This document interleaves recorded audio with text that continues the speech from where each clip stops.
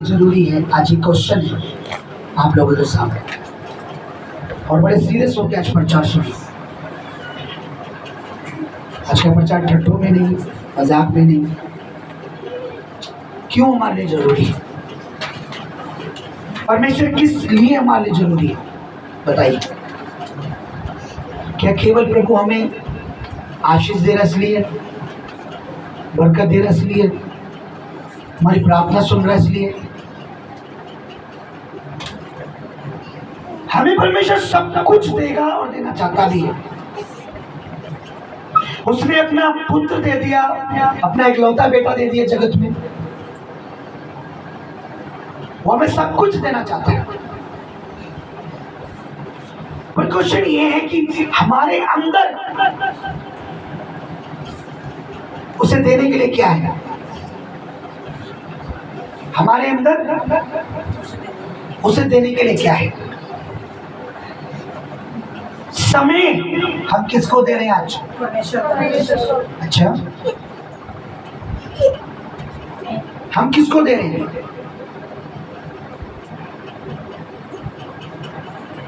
मन किसको दे रखा है? और धन की तो बोले मत, क्योंकि जहां प्रचार धन का हुआ फिर तो कलीसिया खाली। मैंने एक बार आपको प्रचार किया था। एक व्यक्ति, एक अमीर लड़का यीशु के पास आया। उसने कहा कि मुझ में किस बात की कमी है अब स्वर्ग जाने में, सिद्ध होने में? मैं परफेक्ट होना चाहता हूँ। प्रभु ने बोला तू आज्ञा मान, वचन मान। उसने बोला मैं वचन मानता हूँ, माँ बाप का आदर भी करता हूँ, आस पड़ोसी से प्यार भी करता हूँ। प्रभु ने बोला तुझ में एक कमी अभी भी है जो तुझे परफेक्ट होने में रोक रही है ना, सिद्ध होने में रोक रही है। अपना धन सारा कंगालों को बेच दे और मेरे पीछे हो ले। और बाइबल में लिखा है वो उदास होकर चला। जब भी परमेश्वर आपसे कुछ ऐसी बात बोलेगा आप उदास होकर चले जाते। जैसे ही पैसे के बारे में प्रभु ने सब बोला, उसने प्रभु का ही पीछे छोड़ दिया। क्या प्रभु ने उससे पैसे मांगे थे या प्रभु उसके मन को उस पैसे से हटाना चाहता था? नीचे लिखा है, जब हम पढ़ते हैं, प्रभु ने बोला स्वर्ग के राज में पैसे पर विश्वास करने वाले या पैसे के लालची का प्रवेश करना बहुत मुश्किल है। जो पैसे पर निर्भर है। बाइबल में पैसा गलत नहीं है, पैसा ही सब कुछ है, ये बोलने वाला गलत है। पैसे से सब होता है, ये कहने वाला गलत है। पैसा ही भगवान है, पैसा ही परमेश्वर है, पैसा ही ईश्वर है, ये कहने वाला गलत है। अगर ऐसा होता तो कोरोना में अमीर भी मरा, करोड़पति भी मरा। उसके पास तो पैसा था, वो तो बच जाना चाहिए था। केवल इंडिया में नहीं, इंडिया में तो बहुत कम लोग मरे, विदेशों में ज्यादा मरे। जहां जिनके पास बंगला, गाड़ी, मोटर है वो ज्यादा मरे। क्योंकि क्या लगता है लोगों को? पैसा है तो। पर हमारा उल्टा है जी। हमारा मानना है परमेश्वर है तो सब कुछ है। क्योंकि जब इंसान मर रहा होता है तो डॉक्टर ये नहीं कहता एक काम करो जी, इसके बेड के आईसीयू में चारों उधर नोटों की गड्डी लगा दो तो ये क्या होगा, बच जाएगा। ऐसे कहते डॉक्टर? नहीं। एक काम करो, अगर इसको जल्दी ठीक करना है, जल्दी बचाना है, तो एक काम करो, इसके चारों ओर आईसीयू में नोटों की या इसके बिस्तरे पर 100 के नोट, क्योंकि पैसा ही सब कुछ है, पैसा बचा लेगा। जबकि डॉक्टर को लोग कहते हैं कितना भी पैसा लग जाए, हमारे बच्चे को बचा लेना, पापा को बचा लेना, मम्मी को बचा लेना। डॉक्टर कहता है हमारे बस की बात, ले जाओ इन्हें, सेवा करो, क्योंकि पैसा सब कुछ नहीं है। पैसे से कुछ मिल जाएगा पर सब कुछ तो सब कुछ की बात कर रहा हूँ, कुछ की नहीं। कुछ पैसे से मिल जाएगा, लेकिन अगर सब कुछ चाहिए धरती पर भी और स्वर्ग पे भी तो वो परमेश्वर से मिलेगा। आमीन, आमीन, आमीन, आमीन। बिलीव करते हो? Yes. पैसे से कुछ मिल सकता है, परमेश्वर से सब कुछ मिल सकता है। सब कुछ, एनी टाइम, कहीं पर भी, कहीं पर भी किसी मुसीबत में सहायता चाहिए, परमेश्वर से मिल सकती है।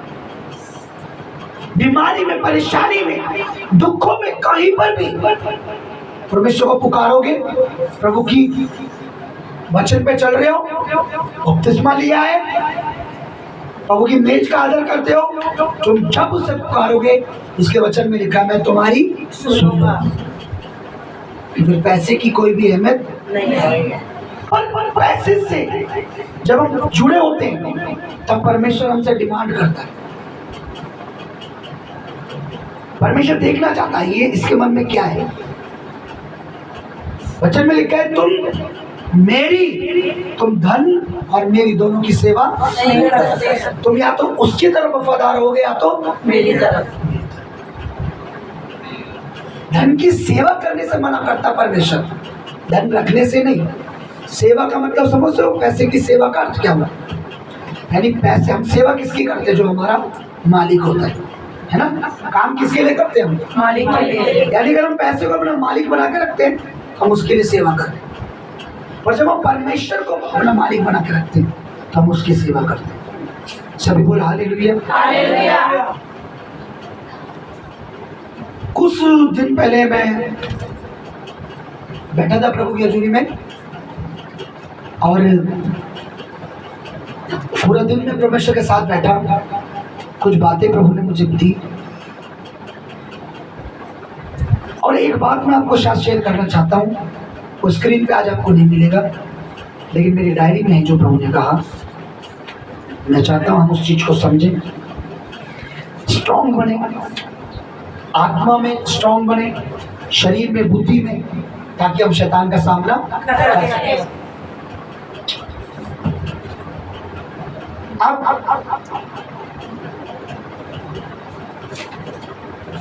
ध्यान से सुनिए इसको।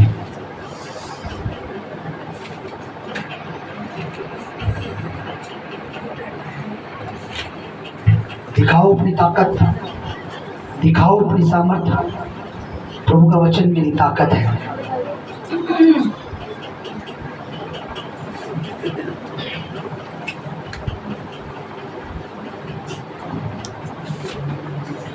उठाओ अपनी बाइबल और आंखें बंद करो, जोर से ऐलान करो और कहो।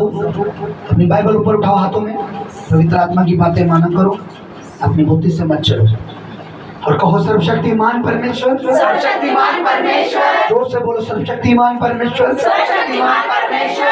तेरा सारा वचन सच्चा है, तेरा सारा वचन सच्चा है। तेरा सारा वचन अटल है। तेरा सारा वचन अटल है। मैं तेरे एक एक वचन पर विश्वास करता हूँ, मैं तेरे एक एक वचन पर विश्वास करता हूँ। क्योंकि आकाश और पृथ्वी तो टल जाएगी, आकाश और पृथ्वी तो टल जाएगी। क्योंकि आकाश और पृथ्वी तो टल जाएगी, आकाश और पृथ्वी तो टल जाएगी। तेरा वचन कभी ना टलेगा। तेरा वचन कभी न टलेगा। तेरा वचन मेरे लिए सोने और चांदी से उत्तम है। तेरा वचन मेरे लिए सोने और चांदी से उत्तम है। आज जितना तेरा वचन मैं सुनूं, आज जितना तेरा वचन मैं सुनूं, मैं फल लाऊं, मैं फल लाऊं, तुझ में बढ़ूं, तुझ में बढ़ूं, तो मुझ में बढ़े, मुझ में बढ़े, उस अंधकार का सामना कर सकूं। संसार का सामना कर सकूं। जितना वचन मैं तेरा सुनूं, जितना वचन मैं तेरा सुनूं, उतना तेरी महिमा करूं। उतना मेरी महिमा करूं। आज मुझे सुनने का मन दे, आज मुझे सुनने का मन है। मेरे मन और हृदय की आंखों को खोल दे, मेरे मन और हृदय की आंखों को खोल मेरे दे। कानों को खोल, मेरे कानों को खोल। आज तेरा वचन आज तेरा वचन मेरे हृदय पे लिखा जाए, मेरे हृदय में लिखा जाए। तेरी पवित्र आत्मा के द्वारा, पवित्र आत्मा के द्वारा, प्रभु यीशु के नाम में। प्रभु यीशु के नाम में। आमीन, आमीन। आमीन, आमीन। आमीन, आमीन। आमीन। आमीन। हालेलुया। हालेलुया। मैं एक बात देख रहा था कि जब भी प्रभु किसी को सच्चाई बताता था, भेद, तो लोग क्या करते? छोड़ के चले जाते थे। समझ रहे आप? लोगों को मिलावटी की आदत पड़ गई है। मिलावटी दास, मिलावटी प्रचार, मिलावटी लोग, मिलावटी खाना, है ना? देसी घी के नाम पर डालडा मिलावट। और जब प्योर घी खाते तो पेट छूट जाता है ना? भैंस का दूध पीने से पेट खराब हो जाता है, लेकिन पानी मिला दूध पीने से हम हेल्दी रहते हैं, ऐसे ना। मैं आपको बताता हूँ, मैंने एक चीज नोटिस की, परमेश्वर के वचन ने मुझे एक बात सिखाई कि जब प्रभु यीशु मसीह सच्चाई का प्रचार या सही बात बोलते थे तो लोग उनके अगेंस्ट में हो जाते थे। जैसे आज भी परमेश्वर के सही और सच्चे जो पवित्र आत्मा से सुनकर लोगों को चिता रहे हैं, लोगों को बता रहे हैं, लोगों को आत्मा में बढ़ा रहे हैं, आज भी उनके अगेंस्ट लोग हो जाते हैं। कैसे? दुष्ट आत्मा उन्हें, शैतान उन्हें परमेश्वर के दासों के अगेंस्ट कर देता है। यूहन्ना 6 अध्याय, यूहन्ना रचित सुसमाचार उसका 6 अध्याय निकालिए जल्दी से,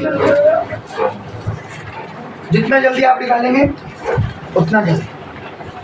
6 अध्याय निकालिए, क्या लिखा है?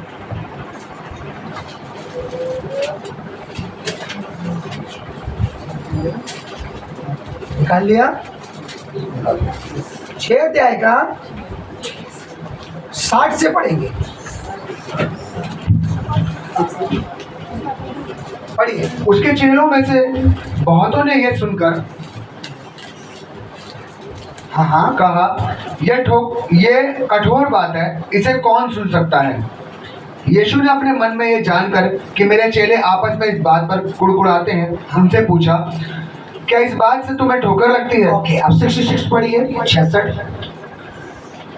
इस पर उसके चेलों में से बहुत से उल्टे फिर गए और उसके बाद उसके साथ न चले। सभी बोलो हालेलुया। हालेलुया। अब यहाँ पे प्रभु यीशु मसीह ने कोई भेद की बात, कोई चीज उन पर प्रकट की, कोई ऐसी चीज उन्हें बताई।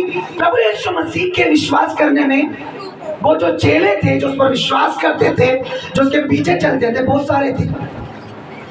तो यहाँ प्रभु यीशु मसीह ने कुछ ऐसी बात उन्हें लोगों में प्रचार की, ऐसी बात कुछ बताई और लिखा है कि इस बात से उन्हें ठोकर लगी। उनके मन में आया, यार ये कैसे, ये बात तो हमें गलत लग रही है। क्योंकि जब हम परमेश्वर की बात को अपने स्वयं की बुद्धि से समझेंगे तो हमें गलत लगेगी। स्वयं की बुद्धि से समझेंगे तो गलत लगेगी, समझेंगे तो हमें गलत लगेगी। लेकिन जब हम परमेश्वर के तरीके से समझेंगे तो वही बात हमें सही दिखेगी। आमीन आमीन। ऐसा ही है। आज लोगों को समझाओ, हम प्रभु में आ गए हैं, उन्हें गलत लगता है क्योंकि उनके पास परमेश्वर की समझ नहीं है। आज उन्हें बपतिस्मा के बारे में बताओ तो उन्हें लगता है धर्म परिवर्तन हो जाएगा, क्योंकि उनके पास परमेश्वर की समझ नहीं है ना। अगर उन्हें प्रभु में बीज की इंपॉर्टेंस समझाओ तो उन्हें लगता है कि पास्टर लालची है, क्योंकि उनके पास पवित्र आत्मा की समझ नहीं है। यानी कहीं प्रभु यीशु मसीह ने उनको अपने बदन की, अपने लहू की इंपॉर्टेंस समझा रहा था। जब आप ऊपर से पढ़ोगे आपको समझ आएगा। कह रहा था तुम मेरा मांस खाओगे, मेरा लहू पियोगे, तुम्हें जीवन। प्रभु समझा रहा था कि मैं अपना लहू इसलिए बहा रहा हूं ताकि तुम ना मरो।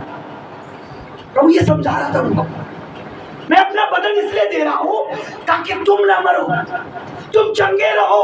उनको समझ नहीं आई ये क्या बातें कह रहा है, हम अपना मांस खिलाएगा, अपना लहू पिलाएगा, ये तो बात गलत है। क्योंकि उन्होंने संसारिक बुद्धि से उस बात को समझा, सोचा नहीं, समझा, समझ लिया। कौन लोग छोड़ के गए? जो यीशु के पीछे चलते थे, चेले मतलब उस पर विश्वास करने वाले। क्यों छोड़ के गए? क्योंकि वो कुछ चीजें समझा रहा था, भेद की बात, अपने लहू की इंपॉर्टेंस समझा रहा था, अपने बदन की इंपॉर्टेंस। आज आप किसी को प्रभु यीशु मसीह की इंपॉर्टेंस समझाओ, वो तुम पे छोड़ा हो जाएगा। ऐसा ही यहाँ तक कि बर्थडे बॉय को भी नहीं छोड़ते। अगर उनको कुछ चीजें से समझाओ जिसे परमेश्वर का पवित्र आत्मा चाहता है वो समझे, क्योंकि उन चीजों में उनकी भलाई छुपी होती है और शैतान उनकी भलाई देख नहीं सकता। अगेंस्ट हो जाएंगे, विरोध करेंगे, झगड़े पे उतावली पे आ जाते हैं।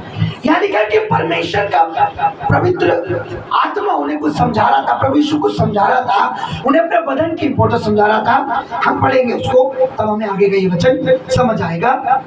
पढ़िए जरा, तब यीशु ने उन बारह 6 का 48 से कंटिन्यू पढ़िए जोर से, सब लोग पढ़ सकते हैं, पढ़िए। जीवन की रोटी मैं हूँ। आप सुनिए ध्यान से। प्रभु यीशु अपने चेलों को और लोगों को समझा रहा था कि भाई मेरे पीछे चलने से या मुझ पर विश्वास करने से या मुझ में रहने से तुम्हें जीवन मिलेगा, क्योंकि जैसे रोटी खाने से हमें क्या मिलती है, हमारा जीवन बना रहता है ना, शरीर स्वस्थ रहता है।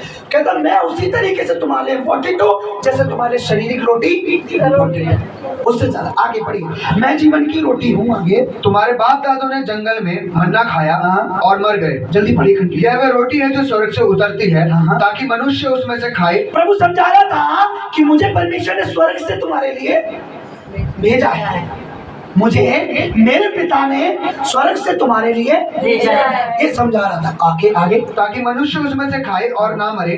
जीवन की रोटी जो स्वर्ग से उतरी मैं हूँ।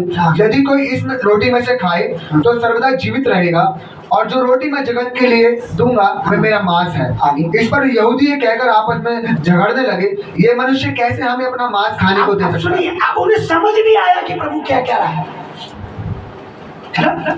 समझ नहीं आया उन्हें, वो आपस में झगड़ रहे हैं। यार ये बंदा कैसी बातें कर रहा है ना, ये कैसी बातें कर रहा है।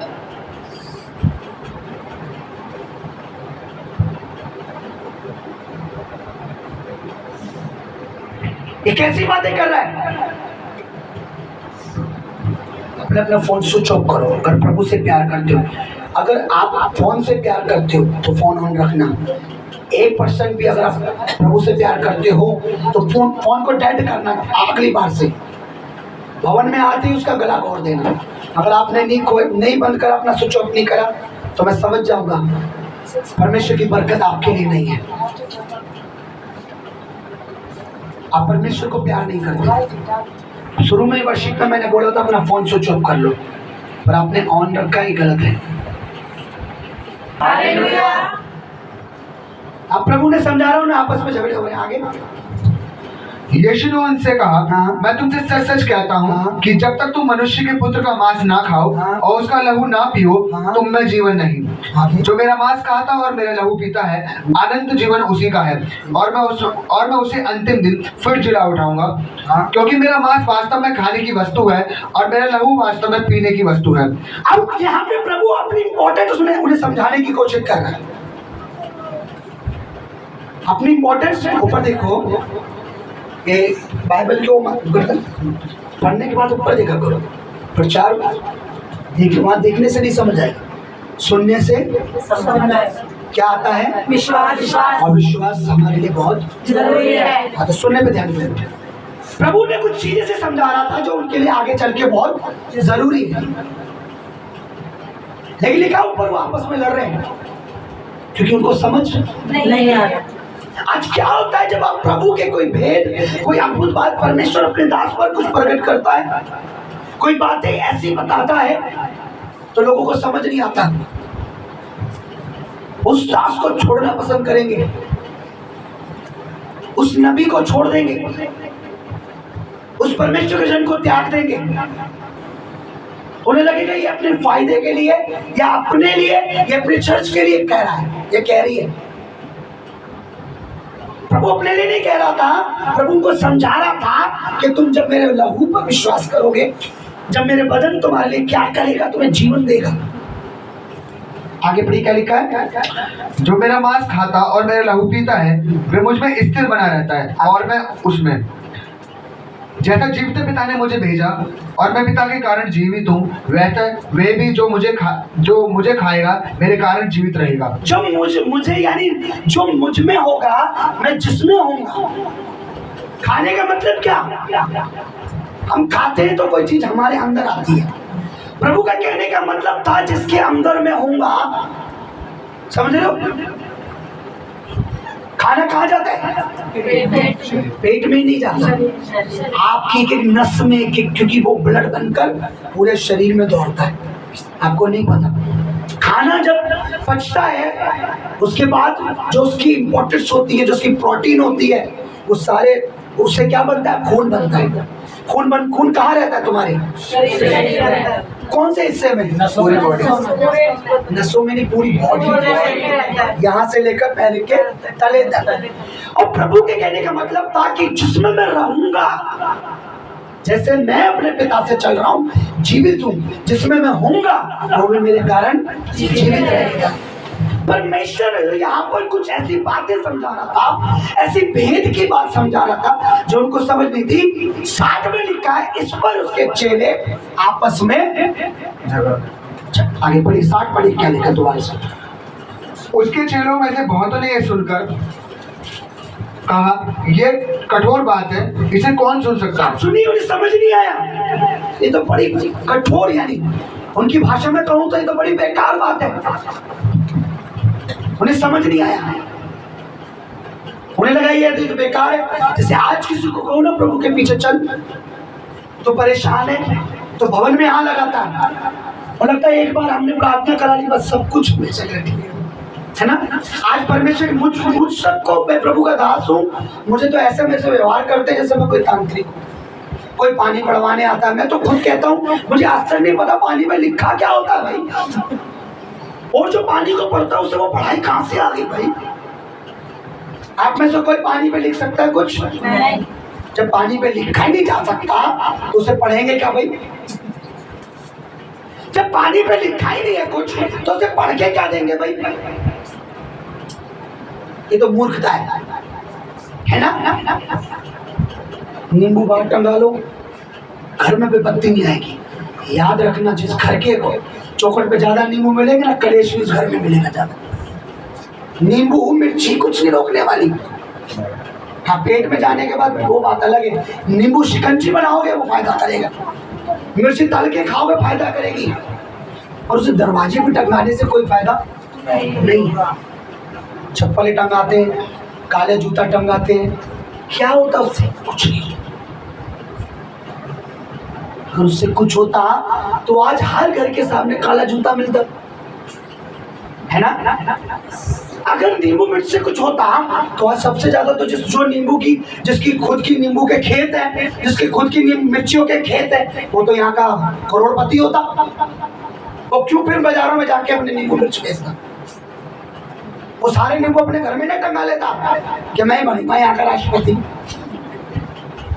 तो मूर्खता में समझ आ जाती है लोगों को, पर सच्चाई समझ नहीं, प्रभु समझ नहीं, परमेश्वर के भेद समझ नहीं, और अगर उन्हें बताना भी चाहो तो वो विरोधी हो जाते हैं। वो पवित्र आत्मा की बातों को नहीं समझते। उन्हें बोलो ना कि प्रभु में जियो, प्रभु में रहो, तो देखो प्रभु क्या करेगा। पर उन्हें मरना पसंद है और प्रभु में जीना पसंद नहीं। उन्हें बोला ना प्रभु में आओ, परमेश्वर तुम्हें चंगा करेगा। अब एक बार बताइए, जब एक बार दो बार आके परमेश्वर तुम्हें चंगा कर सकता है, तो अगर तुम जीवन भर उसके भवन में रहोगे, जीवन भर उसकी संगति में रहोगे, तो वो क्या कुछ नहीं करेगा? आगे कभी बीमारी नहीं आएगी क्या? आगे विपत्ति नहीं आएगी? आगे परेशानी नहीं आएगी? या आज आई या ठीक हो गई? अगर आगे भी कभी, अगर तुम प्रभु में चल रहे हो, प्रभु में रह रहे हो, प्रभु में बोल रहे हो, प्रभु की सुन रहे हो, परमेश्वर का आदर कर रहे हो, प्रभु के दासों का आदर कर रहे हो, तो निश्चय जैसे वो आज बचा रहा है कल बचाएगा। आज आशीष दे रहा है कल आशीष देगा। आज संभाल रहा है कल संभालेगा। आज उठा रहा है कल भी उठाएगा। और कब? जब उसके भेदों को समझो। यहाँ कुछ वो भेद की बात बता रहा था, लिखा उसके बाद 70 चेले, 70 लोग नहीं, चेले ये जो 2 साल से 2.5 साल से उसके साथ चल रहे थे।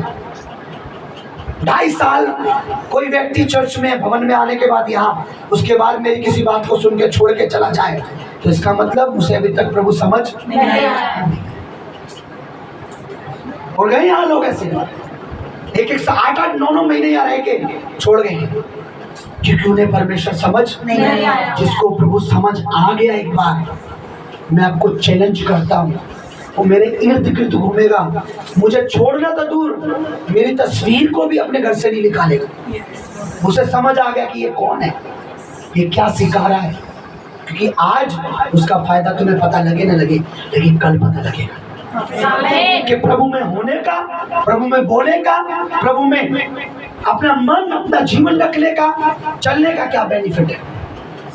क्या लिखे? सब दल चले। आगे पढ़िए। ये कठोर बात है, इसे कौन सुन सकता है। यीशु ने अपने मन में यह जानकर कि मेरे चेले आपस में इस बात पर कुड़कुड़ाते हैं, उनसे पूछा, क्या इस बात से तुम्हें ठोकर लगती है? चेलों से पूछा, क्या तुम्हें ये बात तुम्हें क्यों प्रॉब्लम कर रही है भाई? उन्हें क्या करना चाहिए था? उन्हें छोड़ना चाहिए था यीशु को? नहीं। क्या लिखा है? इस पर उसके चेलों में से बहुत से उल्टे फिर गए, उसके बाद उसके साथ नहीं चले। उन्हें पूछना चाहिए था प्रभु से अकेले में। बाइबल बताती है कई सारी भेद, कई सारी बातें, उदाहरण यीशु चेलों को देता था और कुछ चेले अकेले में पूछते थे, प्रभु वो बीज बोने वाले का दृष्टांत क्या है प्रभु? तूने बोला एक मार्ग के किनारे बोता जा रहा है, वो क्या है प्रभु? प्रभु ने अकेले में समझाया, बीज परमेश्वर का वचन है, बोने वाला मैं हूँ, और खेत संसार है के लोग, संसार के लोग। समझाया ना प्रभु ने। पर ये इन्होंने क्या कहा? तुरंत एक्शन। प्रभु के दासों को, सच्चे नबियों को, सच्चे परमेश्वर के दासों को छोड़ने का तुरंत लोग एक्शन ले लेते हैं, तुरंत। अब नहीं जाना उनकी चर्च में। लेकिन जो झूठे और फेक हैं उनके हाँ जी बने रहेंगे, क्योंकि वो सिखा नहीं रहा कुछ, उसको कोई मतलब नहीं है, उसको अपना उसका खर्चा चल रहा है, वो डांट नहीं रहा, सिखा नहीं रहा। वो डांट कर ये नहीं सिखा रहा कि भवन में आना जरूरी है, वो डांट कर ये नहीं सिखा रहा प्रभु की मेज में बैठना जरूरी है, वो डांट कर ये नहीं सिखा रहा।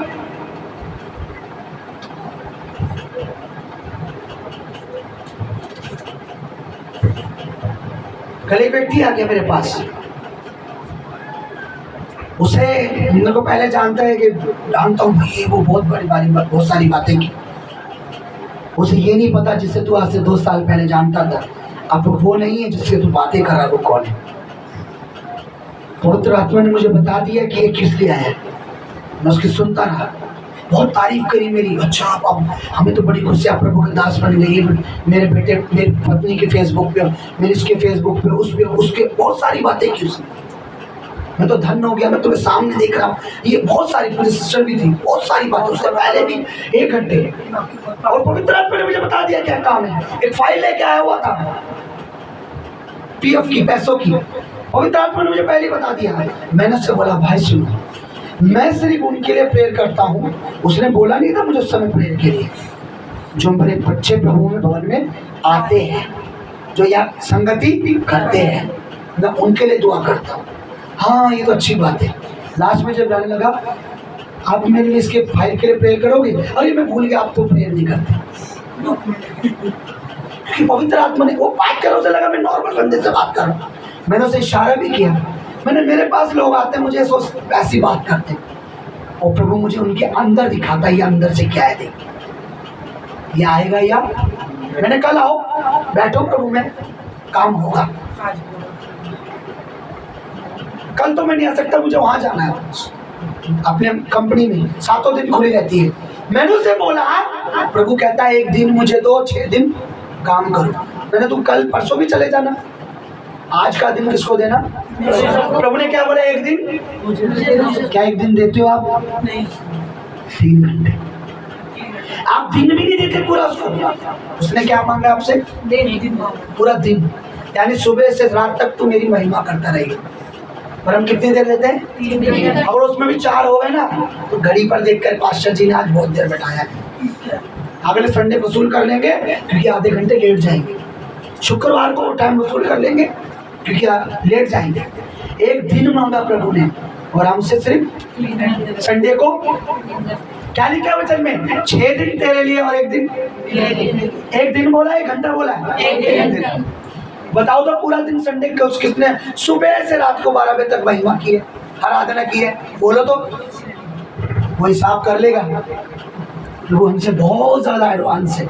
हम 5G के जमाने में जी रहे हैं, वो 1000G 2000G पता नहीं कौन कौन से जी लगा लो, वो बहुत एडवांस है। 1 दिन मांगता है वो, हम सिर्फ 2 घंटे 3 घंटे देते हैं उसे, और उसमें भी हम पता नहीं हफ्ते भर की ब्लेसिंग ले लेते हैं। तो मनुष्य अपने आप को चतुर समझता चला। मैं बताऊं प्रभु में सबसे चालाक कौन व्यक्ति है, सबसे चतुर कौन है और सबसे ब्लेस्ड कौन होता है? जो प्रभु के आगे मूर्ख है, प्रभु में कुछ नहीं जानता। मेरी तरह। मैं बोलता प्रभु मुझे कुछ नहीं मालूम, मुझे सीखा। और ऐसे दासों का तो मैं, आपने देखा होगा मैं कैसे आदर करता हूं, जो सिखाने वाले। अगर उनके जूते पर भी मुझे सर रखना पड़े तो मैं खुश हूं। मुझे लगता है उनके जूतों से भी मैं कुछ सीख लूंगा। ये रियल बता रहा हूँ मैं, शायद आपने देखी नहीं मेरी फ्रूट वीडियो। देखिए बस। उनके जूतों से भी मैं कुछ पा लेता हूँ। एक बार प्रभु के दास के हम भवन में गए, अंकुर मुरारा यूसुफ, आप जानते होंगे, बहुत बड़े प्रभु के दास। तो हमें, हमारे साथ कोई प्रभु का बच्चा था, मुझे बोला पास्टर जी मैं उनका घर जानता हूँ। मैंने अच्छा बेटा, मैंने घर दिखा के लिया हमें। तो घर गए तो गार्ड वाटते, तो घर में मिलना तो इतना आसान है नहीं। तो उनकी तो गाड़ी खड़ी थी, ऐसा ही था। हाँ जी। तो गाड़ी खड़ी थी तो मैंने कुछ, मेरे मन क्या मैंने बोला बता। पास्टर जी ने कहा कि प्रभु के दास से तो मिलना मुश्किल है, मगर मैं परमेश्वर के दास की जो गाड़ी है बाहर, उनमें भी वो जाते हैं, मैं उनके टायर ही छू लूंगा तो मैं समझ लूंगा मैंने प्रभु के दास के पैर छू लिए। और मैंने उनके टायर को यूं करके अपने मत्थे से लगा दिया, गाड़ी की जिसमें वो बैठ के जाते हैं। हमें पता है जिस कार में प्रभु का दास बैठ के जाता है वो भी अनॉइंटेड है, समझ रहे हो आप? टायर को, आप किसी के लिए तो शायद ये मूर्खता हो सकती है, मेरे लिए नहीं है। क्योंकि बाइबल में लिखा है जब प्रभु यीशु मसीह यरूशलेम में प्रवेश किया तो लोगों ने अपने कपड़े उनके आगे पैरों में बिछा दिए। उसके बाद जिसने वो कपड़े पहने होंगे पवित्र आत्मा से पूरे फील होंगे, बीमारियां चलेगी होंगी, रोग चलेगे होंगे, और तुम्हारे घर में जो काम रुका था हो गया। क्यों? और आज ही तो मैंने प्रभु के पैर में अपने कपड़े। कितने समझदार थे ना। प्रभु को छूना इतना आसान नहीं था, उस समय लाखों की भीड़ चलती थी, बहुत भीड़ थी। तो नला प्रभु यहाँ से निकलेगा, प्रभु यीशु मसीह यहाँ से निकलेगा, ये लिखा है ना। जब वो यरूशलेम में प्रवेश करता है लोगों को पता लगा, अच्छा इसी रास्ते से लोगों ने अपने कपड़े बिछाना चालू कर दिए। कितने समझदार लोग हैं ना, उन्हें पता है उससे, उस कपड़ों में से प्रभु चल के नहीं गया। उन कपड़ों पे कौन चल के गया?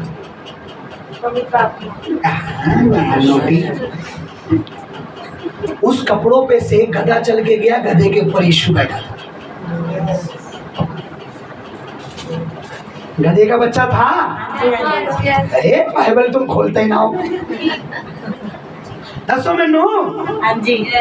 गधे के बच्चे पर यीशु बैठा था। यीशु कपड़ों पे चल के नहीं गया, गधा चल के जा रहा था। समझ लो मैं वो गधा हूँ और मेरे पे प्रभु बैठा है। वास्तव में सच है, हम गधे। मुझे मेरी वाइफ कभी कहती है, खुद कभी प्यार से घोड़े में नहीं, घोड़ा नहीं, गधे हो क्या? पर मैं वो गधा हूँ जो इस पे यीशु बैठा। मैं बोलता हूँ पूछो, वो घोड़ा बोलने के फिर बोली गधे, मैंने हाँ, क्योंकि उस गधे का चल के गया तो भी उन्हें वो सामर्थ्य मिली, क्योंकि अनॉइंटिंग परमेश्वर की, अभिषेक की उन्हें कीमत पता है। लोग इतने समझदार थे, समझ रहे हो? उसी गधे की इतनी, उसके ऊपर यीशु बैठा, उस गधे के आगे अपने कपड़े बिछाए हैं, समझ रहे हो? और कई लोग छोड़ के जा रहे हैं, कह रहे ये बात तो प्रभु क्या है, कठोर है, मैं नहीं सुन सकता, मैं नहीं। क्या लिखा उसके बाद उसके साथ नहीं चलेगा। पढ़िए। इस पर उसके चेलों में से बहुत उल्टे फिर गए और उसके बाद उसके साथ न चले। आगे। तब यीशु ने उन 12 से कहा, क्या तुम भी चले जाना चाहते सब चले गए, कितने बचे? 12। सब चले गए, कितने बचे? 12। भाई कितने बचे? 12 से ज्यादा। कितने बचे? 12। उसके बाद पढ़िए क्या लिखा है। शमौन 68। तब यीशु ने उन 12 से कहा, तब यीशु ने उन 12 से कहा, क्या तुम भी चले जाना चाहते हो? सुनिए क्या बोला, तुम भी जाना चाहते हो? नहीं नहीं नहीं नहीं तुम भी जाना चाहते हो यहाँ से? नहीं। उन्होंने जवाब दिया, पतरस ने, नहीं, तुझे छोड़ के कहाँ जाए, क्योंकि तेरे पास तो कुछ है। क्या है? शमौन पतरस ने उसको उत्तर दिया, हे प्रभु, हम किसके पास जाएं? अनंत जीवन की बातें तो तेरे ही पास है। तेरे पास वो वचन है जो हमें स्वर्ग में पहुंचा देगा। तेरे पास वो शिक्षा है, तेरे पास वो बातें हैं। क्या है?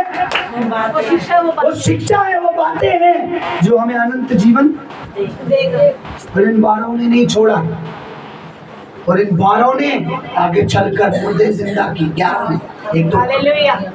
बड़े बड़े काम किए। इन 11 की परछाइयों से लोग चंगे होते थे। एक प्रभु के दास से किसी ने पूछा प्रचार करने के बाद, पास्टर जी आजकल क्या है ना, लोग सोचते हैं कि ज्यादा भीड़ है तो बड़ा दास है, छोटी थोड़ा है तो छोटा दास है। दास छोटा बड़ा तब नहीं होता, बड़ा वो है जिसमें प्रभु है, छोटा वो है जिसमें भीड़ तो बहुत है लेकिन उसके अंदर प्रभु नहीं है। समझ लो, आप ध्यान से सुनो। उनसे पूछा, पास्टर जी आपके कितने लोग आते हैं आपके कलीसिया में, कितने लोग हैं आपके भवन में? उन्होंने बोला 6। तो उसका 6, हमारे तो 200-300 आते हैं। अच्छा। उसने प्रभु के दास ने बोला, यीशु की कलीसिया कितनी बड़ी थी? 12 थे ना, 6 मेरे हो गए, 6 बाकी हैं, 6 और हो जाएंगे। आधी कलीसिया तो मेरी बन गई है, 6 की और जरूरत है। कृपाशी जी आप बहुत डीपली चलेंगे आज, बड़ी भेदों की बात, क्योंकि आज स्क्रीन पे नहीं है ना, आज यहाँ स्क्रीन यहाँ चल रही है मेरे तक। सुबह से पूछ रहा प्रभु से, पूरी रात प्रभु ने बात नहीं की, दिन में बात नहीं करी। अभी मैं पुलपट जब आया, मैंने क्या करूंगा आज मैं? पास्टर जी मुझे कह रहे आज तो प्रभु ने बातें नहीं करी मुझसे। बिना प्रभु की आवाज नहीं आ रही। मैंने कोई नहीं। कह रहे तुम चढ़ो सही, लगाम तो पकड़ो घोड़े की, अपने आप दौड़ना सिखाएगा। क्या हुआ? क्या बोला प्रभु के दास ने? 6 तो मेरे पास हैं। यीशु के कितने थे? 12 थे। आधी चर्च मेरी हो गई है, आधी होना वो भी जल्दी हो जाएगी।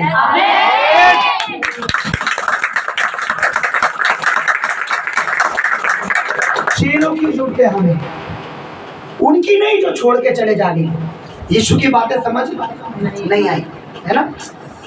आज हम कितने लोग आते हैं आपके सामने, यहाँ पे आप खुद जान रहे हो, उन्हें समझाओ कि भी प्रभु में बने रहो, बपतिस्मा ले लो, बने रहो प्रभु में। देखो प्रभु कहाँ से कहाँ लेके जाएगा, कैसे बचाता है प्रभु, कैसे छुड़ाता है प्रभु, क्या देगा प्रभु, जीवन देगा, अनंत जीवन देगा। उन्हें हमारी बातें समझ नहीं आती। उन्हें तो क्या चाहिए, बस एक बार चंगे हो जाए, या एक बार लॉटरी लग जाए, है ना, एक बार काम हो जाए, उसके बाद चाहे काम हो। सभी बोले हालेलुया। तो आपको क्या चाहिए? अनंत जीवन की बातें चाहिए या बातें नहीं समझ के प्रभु को छोड़ना है? अनंत जीवन की बातें चाहिए या चाहिए अनंत जीवन। भवन में भी आगे से नहीं करना। जो प्यार बहुत तगड़ा आता है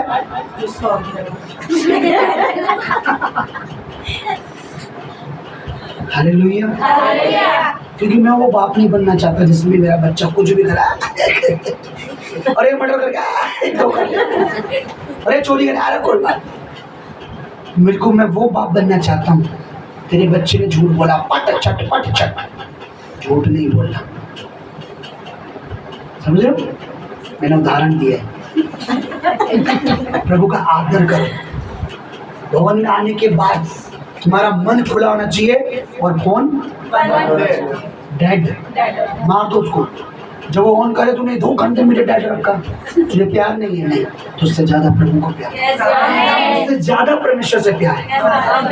आप मुझे बताइए, आज क्वेश्चन है बस, इससे ज्यादा नहीं, क्योंकि उसकी बात नहीं।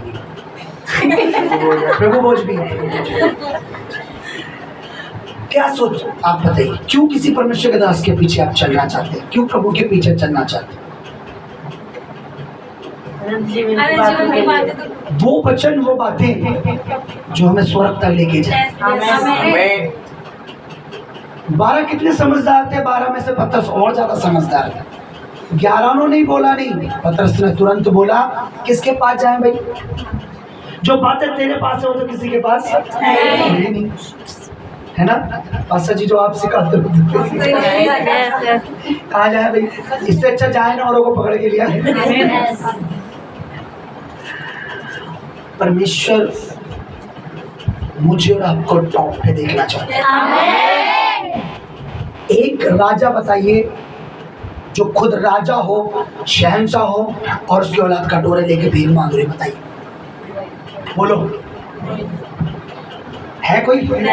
राजा खुद पूरे सब पे राज्य कर रहा है, उसके बेटे बच्चे कटोरा लेके भीख मांग, ऐसा कोई राजा चाहेगा? नहीं। इसमें राजा की बेइज्जती तो होगी। और भाई ये तो उसके बच्चे कटोरा लेके भीख मांग रहे, राजा। हमारा प्रभु राजा नहीं है, हमारा प्रभु राजाओं का राजा, महाराजा है, राजाओं का भी राजा है। तो हम कौन हुए फिर? राजा, राजकुमारी। हम राजाओं के राजा की औलाद है। हमें कटोरा लेने के लिए नहीं, जिनके हाथ में कटोरा से छीन के उन्हें बरकत देने के लिए चुना परमेश्वर। हम पे इतना होगा, मैं कह रहा हूँ, लोग ये तो नहीं देखेंगे कितना है, ये सोचेंगे कहाँ से आ रहा है इतना। आमीन। क्योंकि हम उस राजाओं के राजा के बेटे बेटियां हैं, फकीर की औलाद नहीं है। अपने आप को अगर आईने में देखो ना तो ऐसा लगना चाहिए तुम्हें कि मैं किसकी बेटी हूँ। तुम्हारे पति अगर तुम्हें कोई बुलाया जाए अपने घर से, क्या किसकी बेटी हूँ तुम्हें पता है? 2 मिनट में अपने बाप से बोल के उठवा दूंगी मैं राजाओं के राजा। अगर तुम्हारी पत्नी बोले तुझे पता है मेरे बाप का बैकग्राउंड पता है, स्वर्ग का राजा है वो, फालतू मत बोल। मेरे प्रभु दासी मुझे कई बार हम प्यार से बात करते हैं तो कह देती मेरा बाप पता है ना तुम्हें कौन है, तुमसे मुझे मांगने की जरूरत नहीं, वो अपने आप दे देगा। मैं कहता प्रभु इतनी भी वैल्यू नहीं मेरी, पर अच्छा लगता है क्योंकि उससे अपने बाप पर विश्वास। हो सकता है मैं साल भर बाद दूं वो चीज, पर अपने बाप से मांगेगी तो 7 मिनट बाद 7 सेकंड बाद उसके हाथ में होगा। समझ रहे बात? आप परमेश्वर से मांगते प्रभु आपको देगा। हालेलुया। कितनों को मैसेज समझ आया? ज्यादा गहराई में तो नहीं गया ना? प्रभु में बने रहो, प्रभु के भेदों में बने रहो, प्रभु की इंपॉर्टेंस को समझो। अभी भी ये मुझे अभी जस्ट प्रभु ने, मैं पहले अगस्त के फर्स्ट दिन में मैं बैठा था, पूरे दिन में प्रभु में फास्टिंग में था, वैसे प्रभु बातें कर रहा था, ये बातें मुझे सिखा रहा था। हमें भेद को सुनकर अगर प्रभु मुझ पर कुछ जाहिर कर रहा है और मैं तुम्हें बता रहा हूँ तो उसे सुन को आपने मुझे छोड़ना नहीं है, कलीसिया को छोड़ना नहीं है, प्रभु को छोड़ना नहीं है, समझना है कि प्रभु क्यों कह रहा है वो बात।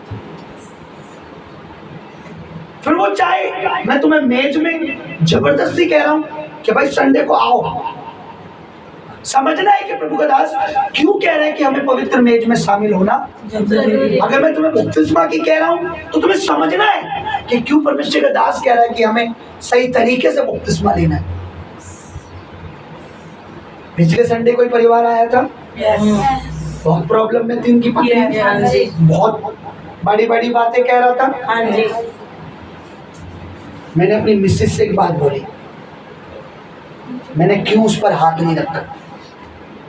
मेरे आगे कुछ ज्यादा रोता है, वो करता है, मैं उसका रोना नहीं देखता, मैं अंदर से पवित्र आत्मा मुझे कहता है ये आएगा या नहीं आएगा, ये देख पहले बस। मैं चाहता था उसी समय उस पर ले ऐड करता, डिलीवरेंस हो जाती। कहाँ है आज वो? उसे तो छुटकारा चाहिए था, हीलिंग चाहिए थी, चंगाई चाहिए थी, डिलीवरेंस चाहिए था। कहाँ है आज वो? नहीं है। समझ रहे आप? तो मैं अपने बच्चों को देना पसंद ना करूं जो यहाँ रह रहे हैं। मैं अपनी खेती में ना बोऊं, मैं दूसरे की खेती में बोऊंगा तो फसल किसकी होगी? मैं अपने बच्चों के लिए बोना पसंद करूंगा। मैं ले आप पे करना पसंद करूंगा, आपके लिए पसंद करूंगा। जो अभिषेक मुझ पर है मैं आप पर खर्च करूंगा, जितना चाहे मैं आप लोगों पर लैंड करना पसंद करूंगा। चाहे आप चंगे हो तो भी लैंड करूंगा। समझ रहे हो? मैंने क्यों नहीं किया? मेरे सामने आ जाओ, हम आएंगे, पक्का आएंगे, लिखवा लो, ऐसे कहते थे मुझे, लिख के दे अभी। मैं कहता कल से अगले संडे दिखेगा भी नहीं, वो गायब है। पूछो इस भवन में, लिख के दूंगा, अभी लिख के आऊंगा पक्का, जैसे चंगा करो। मैंने भाई तो दिखेगा भी नहीं, वो दिख के पिछली बार आया था 18 में, अरे क्यों ना आएंगे हम, यूं यूं ही आ गए यहाँ। मैंने अब दिखोगे मेरे संडे नहीं।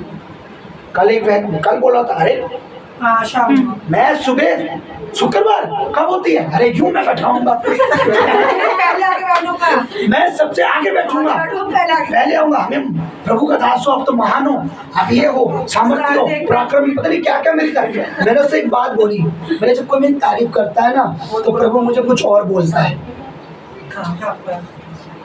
प्रभु मुझे तुम मेरी तारीफ कर रहे हो, मुझे ऐसा सुनाई आ रहा है, अभी तो कुछ भी नहीं है, अभी तो कुछ भी नहीं है, अभी तो कुछ नहीं है। मेरे प्रभु मुझे कहता है कि अभी तुझे नीचे रहना है, तुझे बड़ा बनना है, इसकी तारीफ पे मत जाना। इसकी तारीफ पे, इसके कहने पे चने की झाड़ पर क्योंकि तुझे आसमान पे चढ़ना है। मैं सुन, मेरे को कितनी में, पर जो सच्चे मन से मुझे कुछ कहता है, अगर कोई मेरी बुराई करता है मैं उसे दिल से लगा लेता हूँ, यहाँ से लव यू भेजता हूँ, क्योंकि मुझे पता लग गया कि मैं कुछ हूँ। जब मेरे कोई तारीफ करता है तो मुझे लगता है अभी मैं कुछ, मुझे बनना है, वास्तव में मुझे कुछ बनना है अभी। जब कोई बुराई करता है मुझे पता लगता है हाँ मैं कुछ, क्योंकि सबसे ज्यादा अगर किसी ने बुराई सही है तो मेरे प्रभु यीशु नासरी ने, और आज वो कुछ बन के बैठा परमेश्वर। आज वो परमेश्वर के दाहिने हाथ पर बैठा, किस लिए? क्योंकि उसने अपने मुंह पे भी थुकवाया, सह लिया, थप्पड़ मारे सह लिया, उसको गाली दी गई सह लिया, इसलिए आज वो परमेश्वर के दाहिने बैठा। लोगों ने उसकी तारीफ नहीं करी, तारीफ करते तो वो मरता ही नहीं, तारीफ करते तो उसके लिए सिंहासन बनाते, तारीफ करते उसकी आराधना करते, और उल्टा लोगों ने उसे मारा, जिनको उसने शिफा दी, चंगाई दी, ले हैंड किया, छुड़ाया, उसको गाली दी, मारा, उसने सब कुछ सहा, इसलिए आज पिता के दाहिने हाथ पर विराजमान।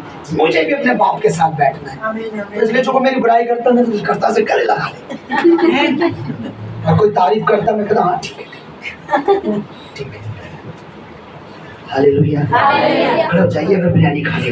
स्वर्ग के परमेश्वर की ओर हालेलुया, धन्यवाद धन्यवाद तेरे जीते पवित्र पिता परमेश्वर। प्रभु जी हम तेरा धन्यवाद करते हैं प्रभु, तूने अपने दास के मुख से परमेश्वर अपने वचन के द्वारा बात करी प्रभु, तेरे धन्यवाद मेरे प्रभु। जो वचन परमेश्वर आज तेरे बेटे बेटी ने सुना है मेरे परमेश्वर, तेरे एक एक वचन परमेश्वर इनके जीवन में 100 गुना फल लाए मसीह यीशु, तेरे एक एक वचन परमेश्वर के देह प्राण शरीर आत्मा में परमेश्वर छप जाए मसीह प्रभु। धन्यवाद प्रभु, तूने अपने वचन के द्वारा बात करी प्रभु, तेरा थैंक्स करते हैं मेरे प्रभु। मेरे परमेश्वर जब अगले संडे परमेश्वर तेरे भवन में आते हैं मेरे परमेश्वर, तो इब्लीस और शैतान परमेश्वर उन वचनों को इनके जीवन में से चुराना न पाए मेरे परमेश्वर। तेरे बच्चों को परमेश्वर तेरा एक एक वचन याद रहे मसीह।